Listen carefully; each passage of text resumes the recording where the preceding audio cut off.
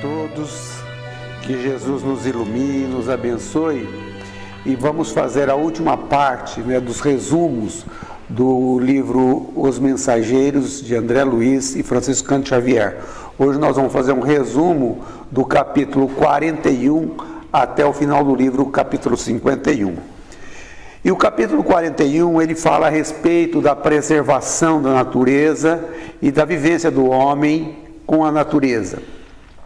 É aquela parte onde Aniceto vai para o campo e respira, de maneira profunda e busca energizar-se.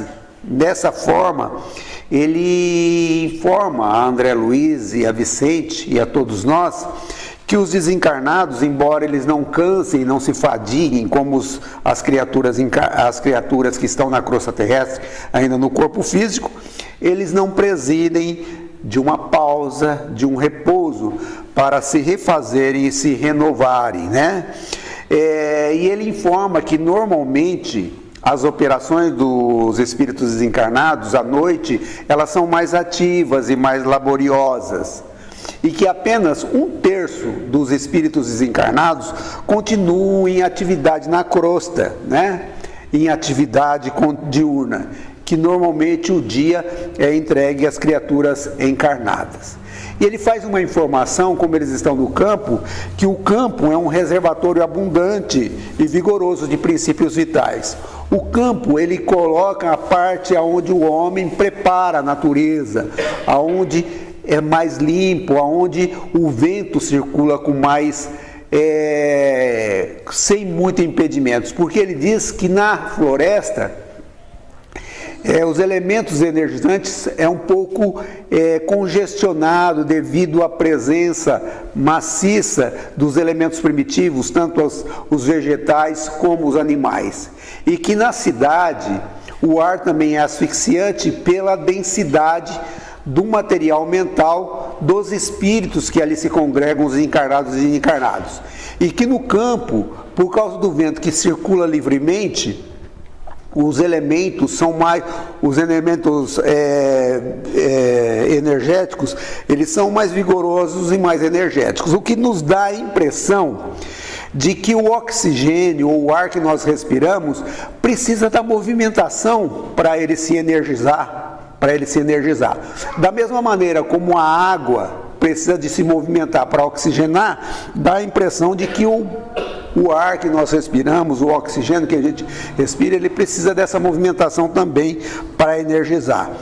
André Luiz, observando ao entorno, ele observa uma grande quantidade de espíritos desencarnados trabalhando na natureza.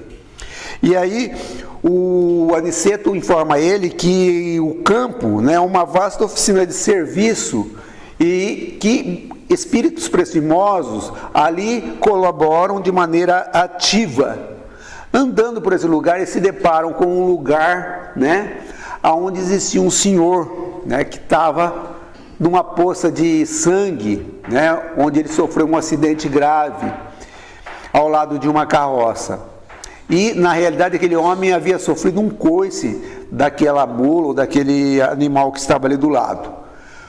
O superior ali, o espírito numa posição de maior elevação moral, pergunta a Glicério, que é um espírito que tinha a responsabilidade de cuidar daquele trecho da estrada, por que aquele acidente aconteceu, já que ele deveria zelar ali pela harmonia daquele trecho. E Glicério informa ele que aquele homem foi tão áspero, e bateu com tanta intensidade no animal, que o animal acabou revidando e acabou agredindo ele com um coice, que ele não pôde fazer nada.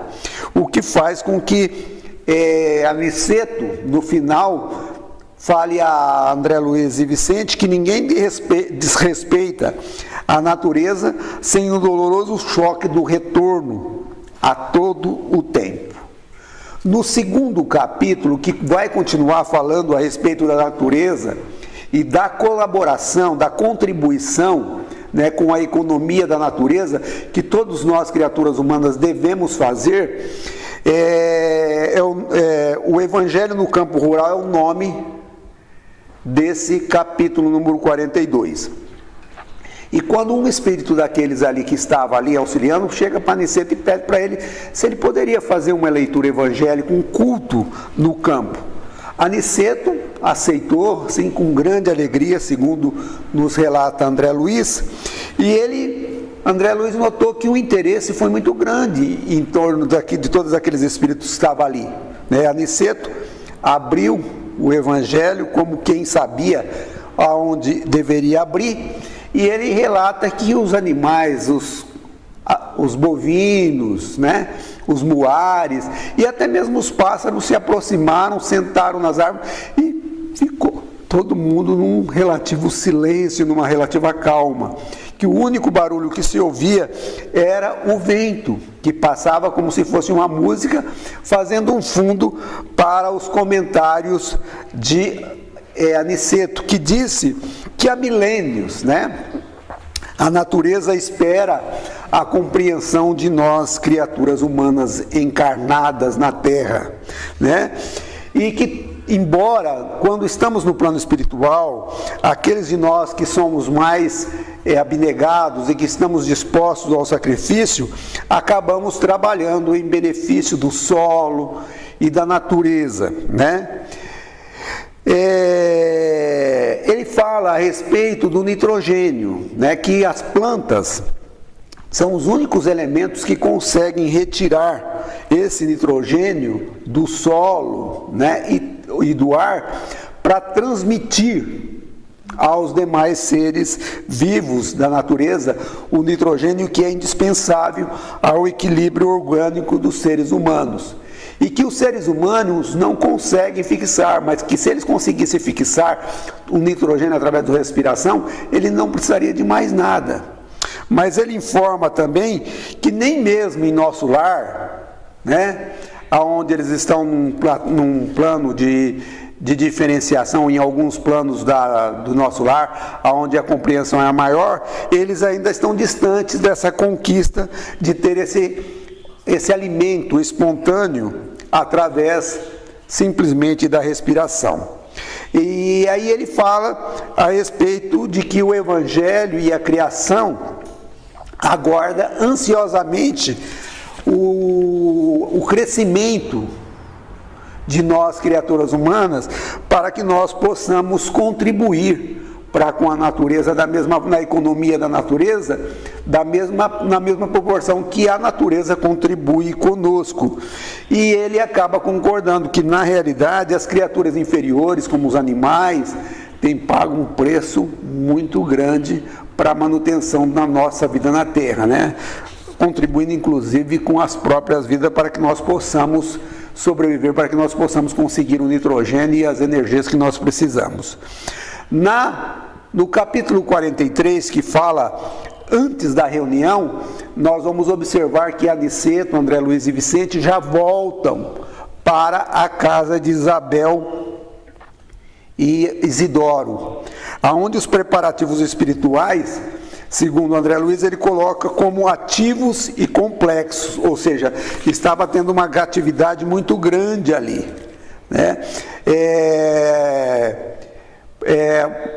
tinha assim, era um pouco antes das 6 horas da tarde, para a gente poder ter uma noção. Como é 8 horas, André Luiz e Aniceto chegou um pouco antes das 18 horas. Significa que o trabalho já tinha começado bem antes, mas ele disse assim que o salão estava repleto de trabalhadores, muitos trabalhando de maneira ativa.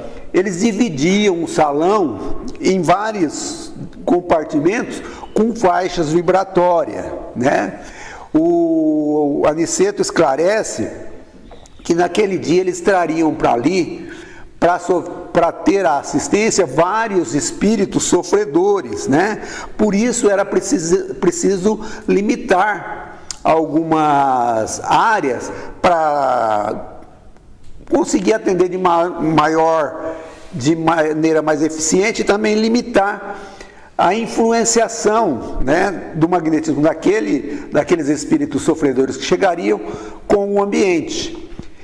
O André Luiz diz, inclusive, aqui num trecho, em que os espíritos magnetizavam até o ar do ambiente, tornando assim um ambiente diferente. E que em torno da pequena casa, da casa singela de Isabel e de Isidoro, tinha vários vigilantes ao redor cuidando, e que em todo lugar onde ele olhava existiam ordem, né? Serviço e simplicidade, que apesar de ter essa atividade, não era aquela coisa bagunçada onde um corria para cá, outro corria para lá, ninguém sabia o que estava fazendo. Todo mundo tinha a sua atividade, todo mundo sabia. O que leva a André Luiz a observar a aparência, o jeito daqueles espíritos sofredores que começaram a chegar no ambiente. E Aniceto faz uma observação para ele, ele disse assim: se nós conseguíssemos observar os nossos irmãos sofredores que chegam aos centros espíritas ou que chegam nesses ambientes para receberem a assistência de nossos irmãos perturbados e sofredores, se a gente conseguisse observar e ver o sofrimento deles e a forma como eles estão, com certeza nós modificaríamos a nossa forma de ver a vida e aproveitaríamos melhores os nossos momentos na vida. E ele diz que a maioria daqueles espíritos sofredores são espíritos abatidos, amargurados, que desejam a renovação de si mesmo sem saber como iniciar a tarefa. Ou seja, são pessoas que realmente têm vontade de melhorar há muito tempo, mas não sabem como fazer. Então, na realidade, são espíritos que necessitam daquele auxílio para poder ser auxiliado. Para poder ser ajudado, precisam do auxílio dos benfeitores espirituais. E Aniceto, nesse capítulo, também informa que o santuário, ele coloca o nome santuário do lar de Isabel e de Isidoro, né, que o santuário de Isabel e de Isidoro não estavam preparados para receber espíritos rebeldes, espíritos realmente perversos, ou seja, aqueles espíritos que ainda estão se comprazendo na prática do mal. Que aqueles espíritos que estavam sendo trazidos ali eram espíritos sofredores que precisavam de ajuda.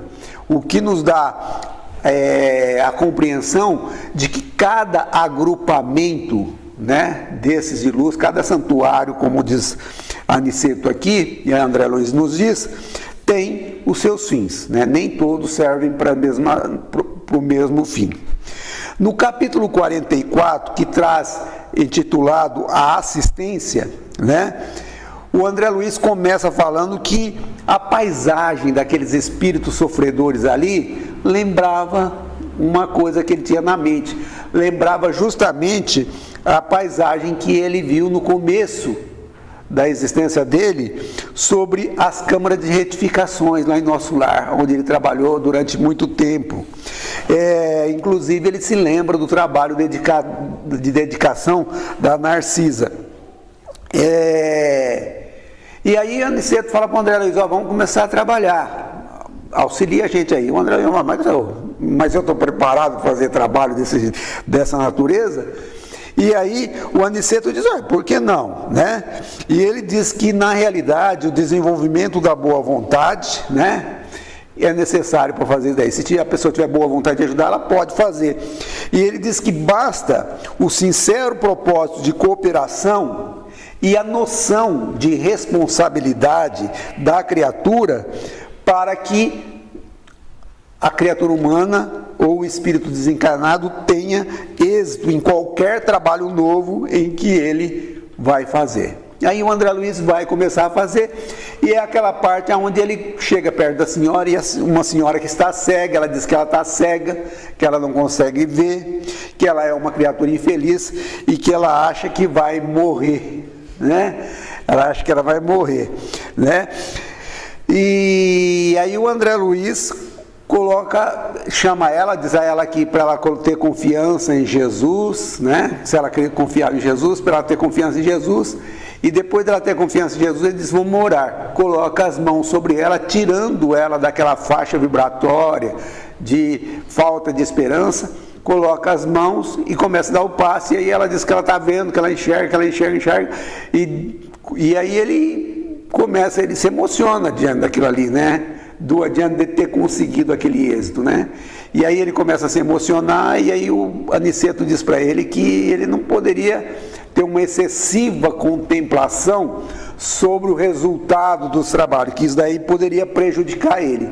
Isso chamou ele a razão novamente, e ele continua o trabalho de assistência na doação de fluidos aos enfermos ali, e dali para frente ele não consegue mais curar ninguém, todo mundo vai, e o que Aniceto diz para ele, que é realmente assim, né? Poucos curam, alguns melhoram, mas que a grande maioria de todos nós, tanto encarnados e desencarnados, numa reunião desse jeito, saímos do jeito que a gente entrou, justamente pela falta de receptividade que nós temos.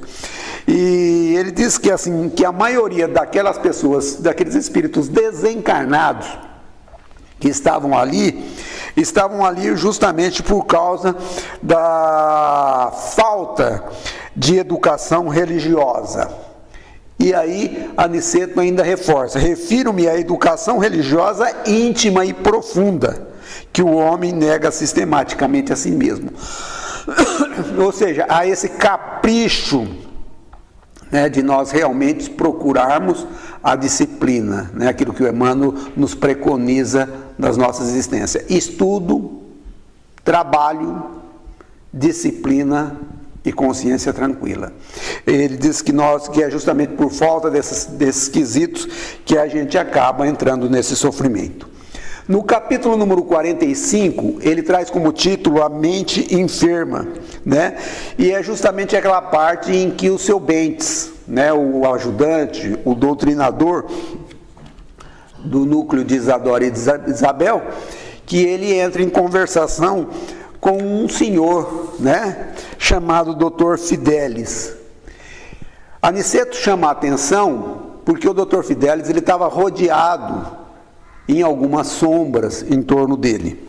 E ele estava ali conversando, discutindo, né, a respeito quase que exigindo de Bentes que as provas, né, da comunicação com os espíritos deveriam ser mais contundentes, porque ele dizia que na realidade o Richer, né, que é através da metapsíquica, era mais importante do que o Kardec, porque ele trazia mais razão, essas coisas, e aquelas discussões que não levam a nada, onde o Bentes acaba esclarecendo ele, que na realidade a doutrina espírita, ela é o Evangelho de Jesus, que deve ser oferecido a todos nós sofredores, para que nós possamos nos melhorarmos, e que a metapsíquica é para que tire aqueles voos das fantasias das almas, né? E Aniceto faz um comentário dizendo assim, ó: reparam que este homem traz a mente enfermiça, ou seja, a mente que é aquela luz que nós vamos ver lá no final, que André Luiz viu, que é a sede do Espírito, né? É um dos curiosos doentes encarnados. Certo? Se nós tínhamos um monte de espíritos desencarnados, nós tínhamos vários encarnados também. O Dr. Bentes era um que trazia uma mente doente.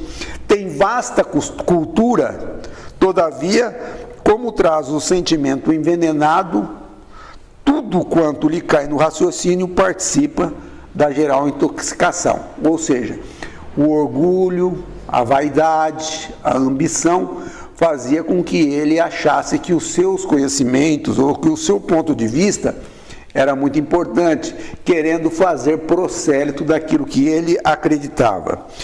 E aí o Aniceto ainda disse a ele que ele era um pesquisador de superfície. Olha, isso daí é uma coisa interessante. Muitos de nós somos às vezes assim durante a nossa vida. Estudamos um pouquinho, conhecemos coisa superficial e queremos discutir a fundo. E ele diz assim que isso aí ocorre com muita gente, né?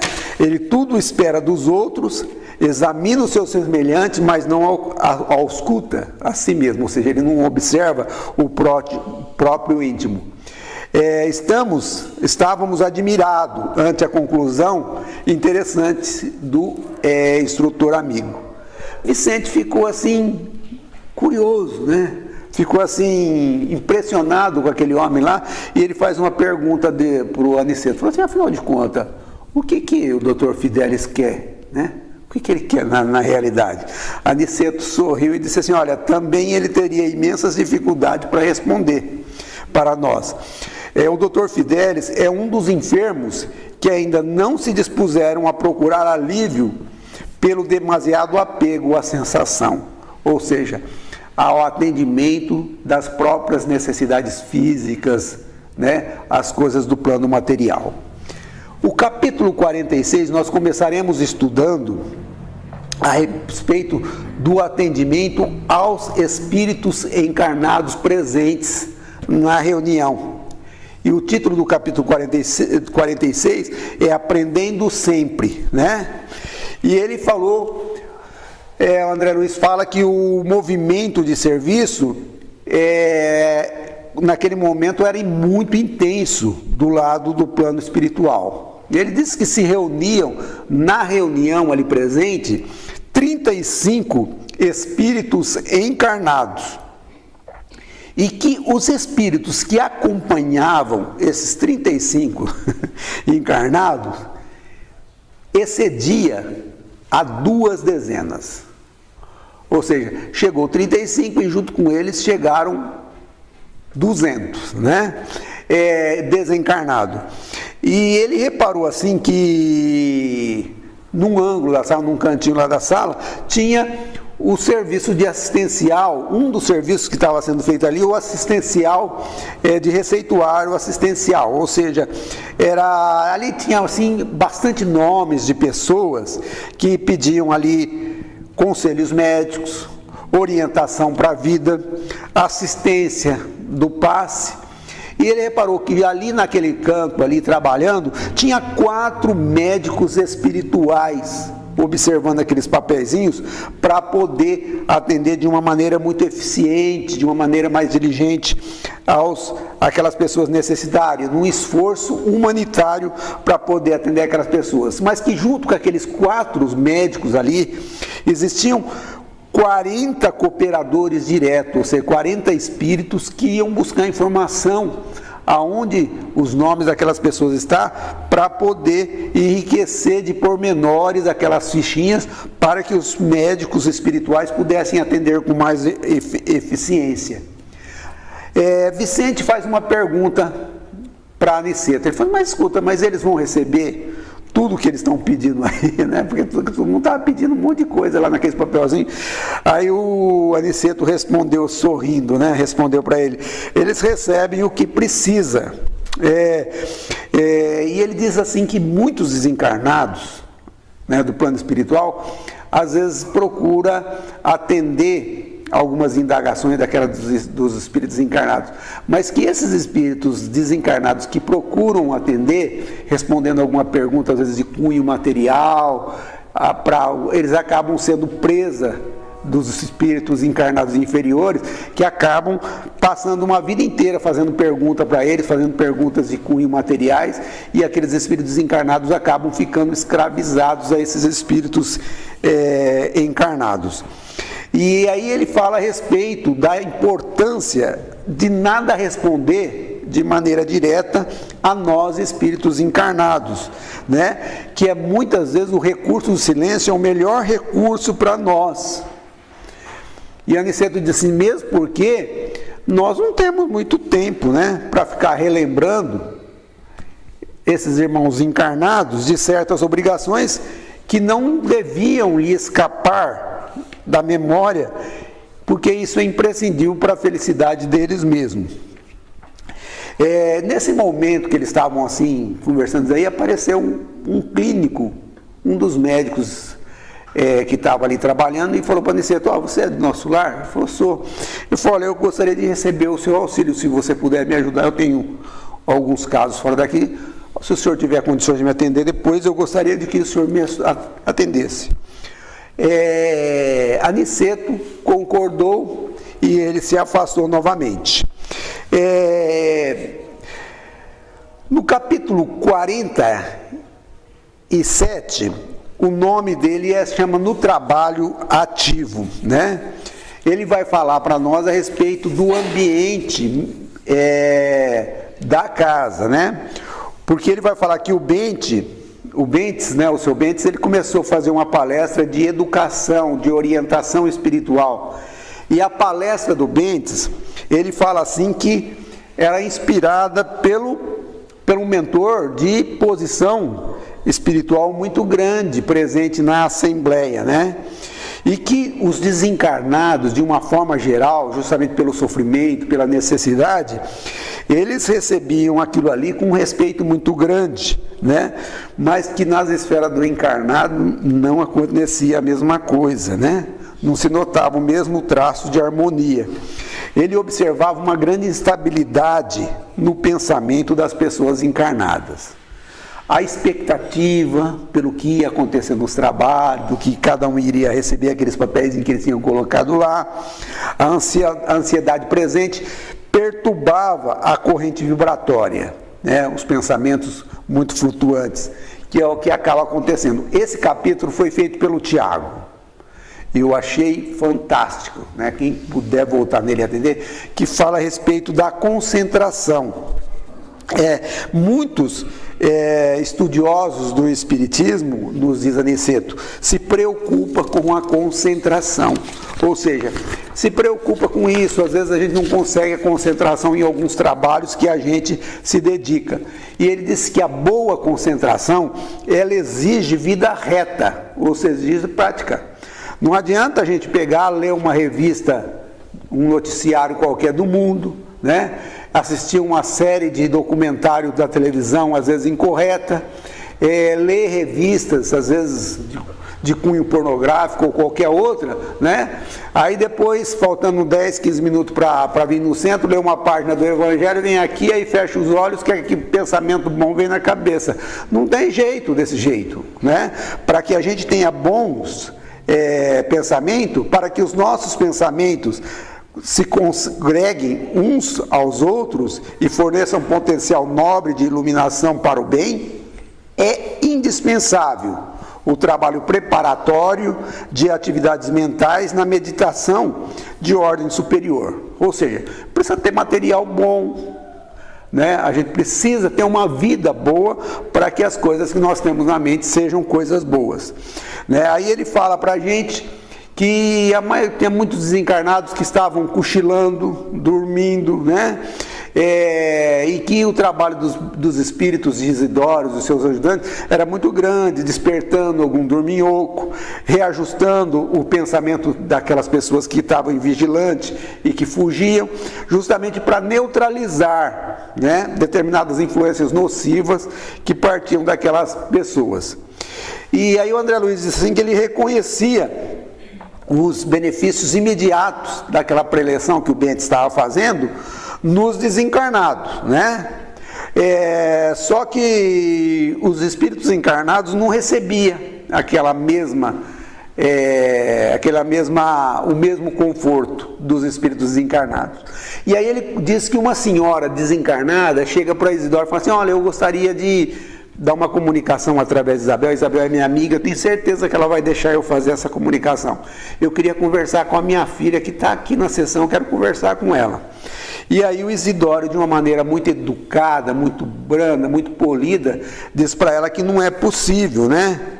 Porque se ela conversasse com a filha, a partir daquele momento, ia se tornar como se fosse uma muleta. Tudo que precisasse, ia achar que a mãe estava sempre junto, e aquilo não ia beneficiar nem a senhora e nem a mãe, né? Ela iria se agarrar ao excessivo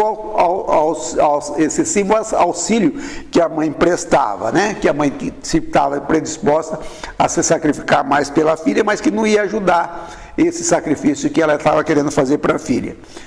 Temos também um caso de um senhor que chega para Isidoro pedindo para que Isidoro interfira para que o sobrinho dele recebesse um receituário, recebesse o auxílio através dos médicos facultativos numa receita para ele. E aí ele fica sabendo que, na realidade, o sobrinho dele já tinha recebido 5 vezes o auxílio, 5 vezes os médicos já haviam prescrito os medicamentos necessários para ele, provavelmente por uma doença que ele ainda não tinha descoberto e que estava despontando, e que ele nada tinha feito, né? Nenhum auxílio dele, nenhum dessas coisas ele tinha feito, e que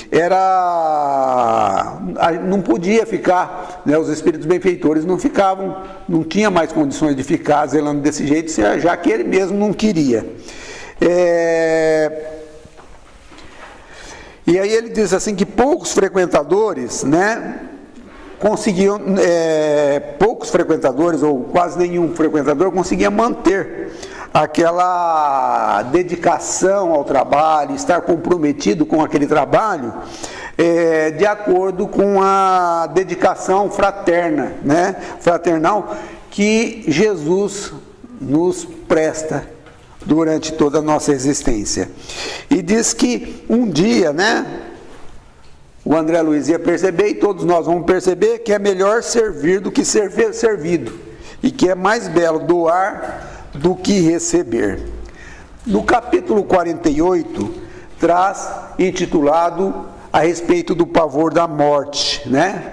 Mas André Luiz continua dizendo que no lar de Isabel e de Isidoro tinha muitos espíritos desencarnados ali recebendo auxílio. E o André Luiz pensou, poxa vida, esse pessoal não poderia se reunir em outro lugar, no mundo espiritual, por exemplo, e só espíritos desencarnados auxiliar ele? E Aniceto informa ele que na realidade eles tinham como os animais, né, costumam ficar em rebanho, nós quando nós desencarnamos, também ficamos com saudade do rebanho, né? Que na realidade, quando a gente se reúne, desencarnados dessa natureza, sofredores, que se reúnem aos espíritos encarnados, eles se beneficiam das forças magnéticas, né? Desse calor magnético.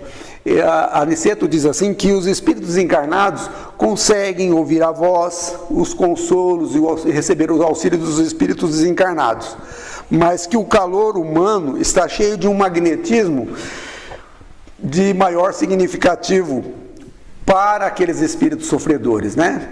E aí ele diz assim, olha, você está vendo aqui, ó, está vendo esses preguiçosos, esses dorminhocos aqui, essas pessoas invigilantes que estão aqui na sessão, né?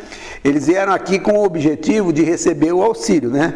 Mas na realidade eles estão fornecendo o calor magnético deles para que a gente possa prestar o auxílio a esses nossos companheiros desencarnados.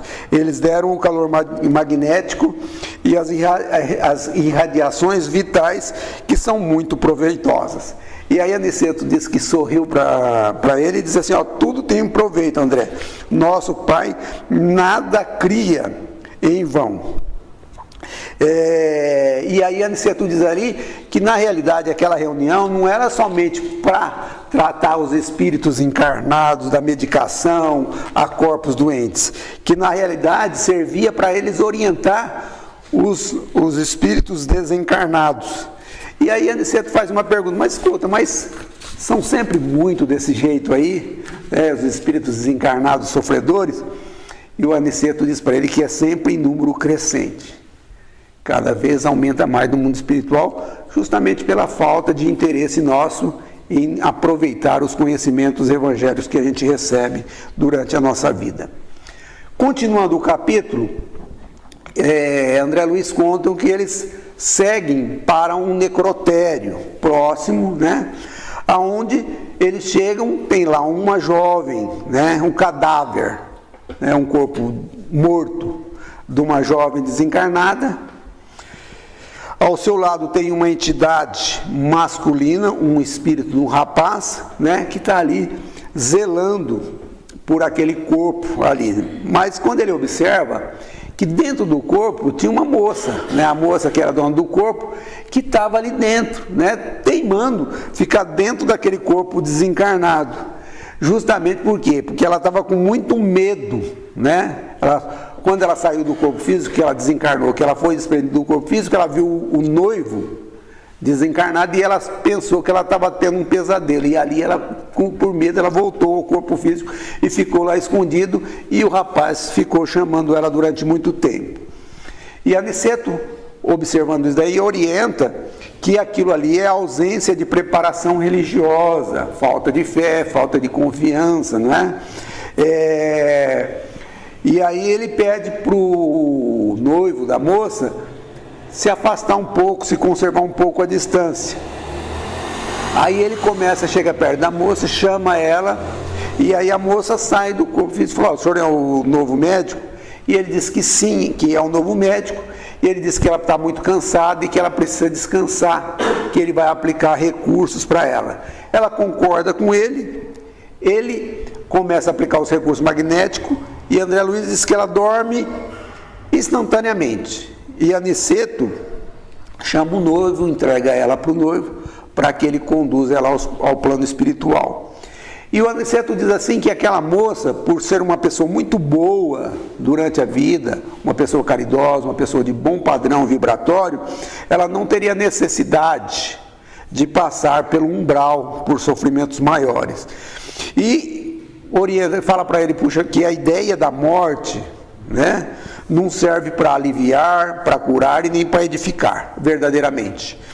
Que é necessário difundir cada vez mais a ideia da vida vitoriosa, ou seja, de que todos nós somos espíritos imortais e que permanecemos vivos em evolução. No capítulo 49, que traz como título A Máquina Divina, André Luiz diz que chega numa casa onde tinha um indivíduo mais ou menos de uns 60 anos que estava com leucemia, e a leucemia vinha aniquilando devagarinho o corpo físico. E havia uma coisa, ele estava em coma durante muitos dias. O André Luiz relata que ele tinha assim várias partes do corpo dele assim que o perispírito estava sobressaindo, né, do corpo físico, em várias partes do corpo. E ele nota que bem no meio do crânio desse senhor existia uma luz mortiça, a qual ele coloca o exemplo de uma luz dessas de vela, né, que vai apagando, acende, vai apagando e acende, mas que aquela luz irradiava por todo o crânio daquele senhor. E o Aniceto socorre ele e diz: essa luz que você observa é a mente, né? Ela é o centro ali, porque aí ele fala que a mente, dentro da mente não está só o caráter, a razão, a memória, a direção, o equilíbrio e o entendimento, mas o controle de todos os fenômenos de expressão corpórea, né? E aí Aniceto chega para André Luiz, para nossa felicidade, e fala assim: olha, repare a máquina humana, e coloca a mão sobre a mente, né, sobre a cabeça de André Luiz, e aí André Luiz diz que a visão dele melhorou muito aquilo que ele está reparando, e ele começou a observar, graças à cooperação magnética do Aniceto, ele observou todos os sistemas, os 9 sistemas do organismo humano, né, da máquina humana. A observação muito valiosa que André Luiz faz, depois ele diz assim: olha, vemos aqui um irmão no momento de retirada.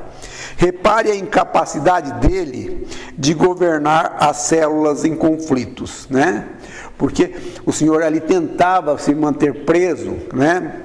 E se manter preso naquele corpo físico.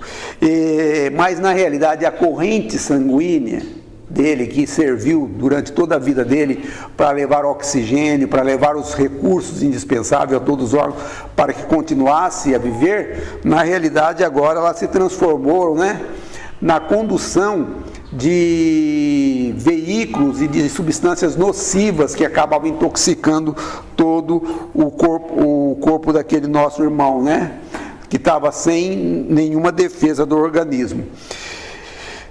Aquele rapaz que estava ali, na realidade, ele ainda não conseguia se desligar, justamente porque, além do apego, né, além do apego ao corpo físico e às sensações do corpo físico, não querer sair do corpo físico para a vida espiritual, a presença de espíritos, de parentes ali, né, seguravam ele no corpo. O André Luiz disse que ele estava todo envolvido como se fosse por fios cinzento, né, quase sem iluminação, mas que o prendia.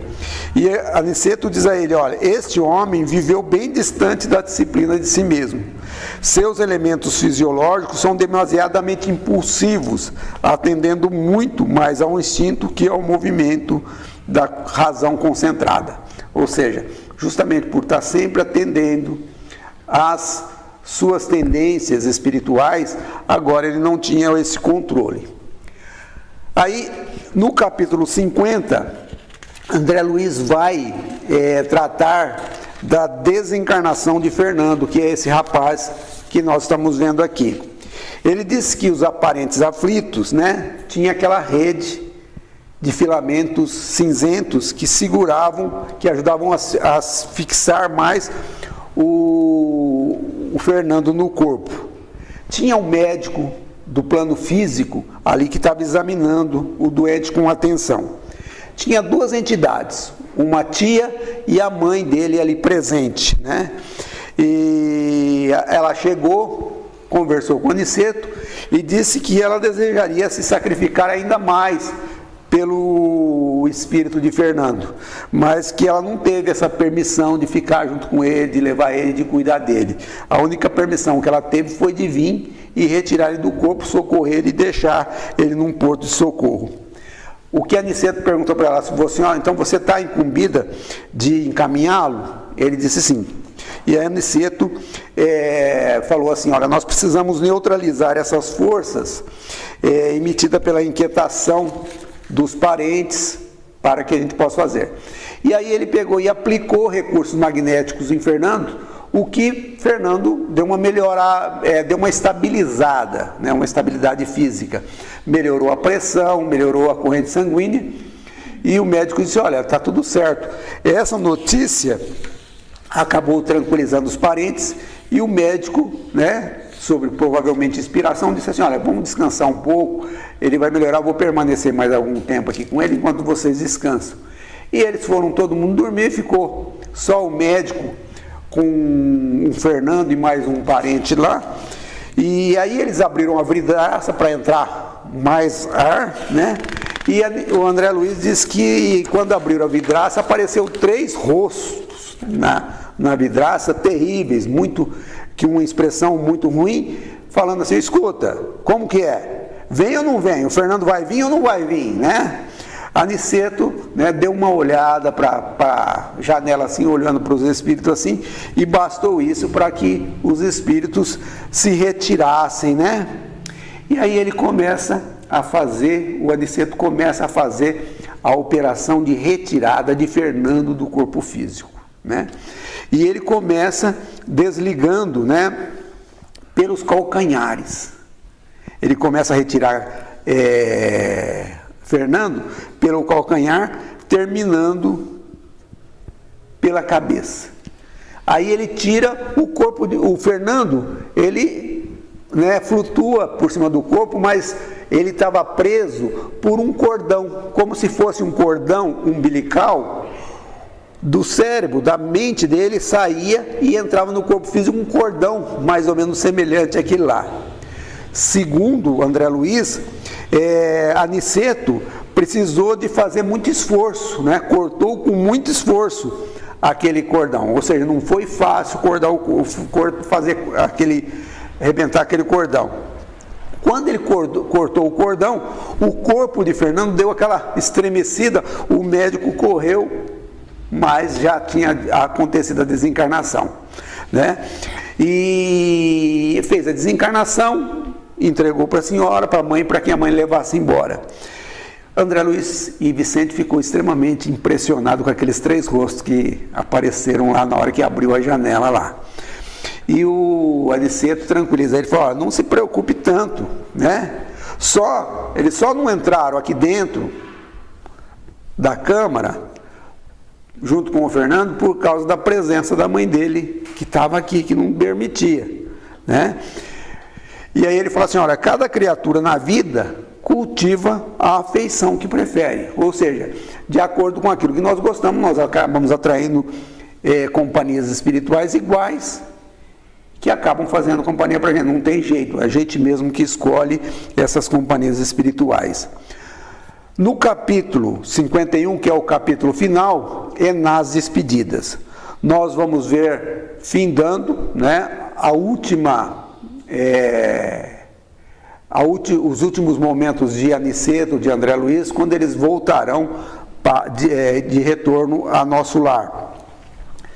Eu falei que achei interessante o André Luiz dizer que tudo que Aniceto ia fazer, ele parecia que tinha o dom, ele tinha a capacidade, ele era uma pessoa que conseguia improvisar a solução na hora, né? E eu disse assim que a improvisação, na realidade, nada mais do que a preparação, que é o conhecimento prévio, né, de estudo, da preparação dos espíritos, né? E ele disse assim que, na realidade, aquela semana, junto com Aniceto, fizera com que André Luiz reformasse todos os antigos conceitos que ele tinha a respeito de medicina, né? E que ele, André Luiz e Vicente, estava muito grato. Eles queriam chegar perto de Aniceto e, né, discorrer um monte de coisa, falar um monte de agradecimento. E quando eles chegaram perto de Aniceto, antes dele chegar, Aniceto falou para ele: olha, agradeçamos todos a Jesus, né? Agradecemos a Jesus por tudo que ele nos tem dado, né? Falando para ele que tudo aquilo que ele era, na realidade, Aniceto, ele devia a nosso Senhor Jesus Cristo. E aí, Aniceto lê um trecho do provérbio, que é o trecho do capítulo 2, do item 1 ao 5, onde ele fala a respeito, né, nos seus comentários, a respeito da quantidade dos verbos que tinham nesses provérbios e que interessavam intensamente ao espírito cristão, que era aceitar os mandamentos divinos e guardá-los, tornar o ouvido atento e o coração esclarecido, pedir entendimento e inteligência, alçando a voz acima dos objetivos inferiores, buscar os tesouros do Cristo e procurar-lhes o programa de serviço. Ele disse assim que representa o esforço nobre que de fato a divina providência espera de nós, e que nós não devemos esquecer de cumprir com os nossos deveres. Nesse momento nós vamos ver que a Isabel, desprendida do corpo físico, acaba se encontrando com Aniceto, agradece pela sua presença ali junto e pede para ele, sempre que possível, quando ele vier ao seu lar, que ele auxilie ela na paciência e na coragem, né? E fala para ele também a respeito da saudade enorme que ela tem na alma sobre a vivência em nosso lar, naquela cidade onde ela sonhava tantas vezes, que às vezes daí poderia atrapalhar ela no êxito da existência presente. E Aniceto responde para ela que ela deveria ter bom ânimo e caminhar, continuar no trabalho. E André Luiz nos fala, né, que aí ele pega e incorpora, Aniceto faz a prece, tudo, e ele se incorpora àquela caravana, ou seja, existiam mais espíritos que estavam viajando com ele, naquela caravana que iria voltar à cidade de nosso lar. Assim nós encerramos o livro Os Mensageiros, né, com uma grande gratidão ao espírito de André Luiz, por todo o esclarecimento, por todas as informações que nos passou nesses capítulos, neste livro. Agradecemos ao nosso querido amigo e benfeitor Francisco Cândido Xavier pelo trabalho de dedicação, né, no plano físico, também dando a gente exemplo de como nós aproveitamos o nosso tempo com serenidade, com muito trabalho durante a nossa vida, para que nós possamos ter êxitos. Agradecemos aos benfeitores dessa casa que trabalham e auxiliam nós no nosso amparo, no nosso restabelecimento, né? E agradecemos a todos nós né, que participamos desse estudo, num esforço de nos elevarmos e nos prepararmos cada vez mais para que possamos ter êxito, não só nessa resistência, mas na preparação do porvir, em novas tarefas que com certeza iremos assumir. Muita paz a tudo e muito obrigado.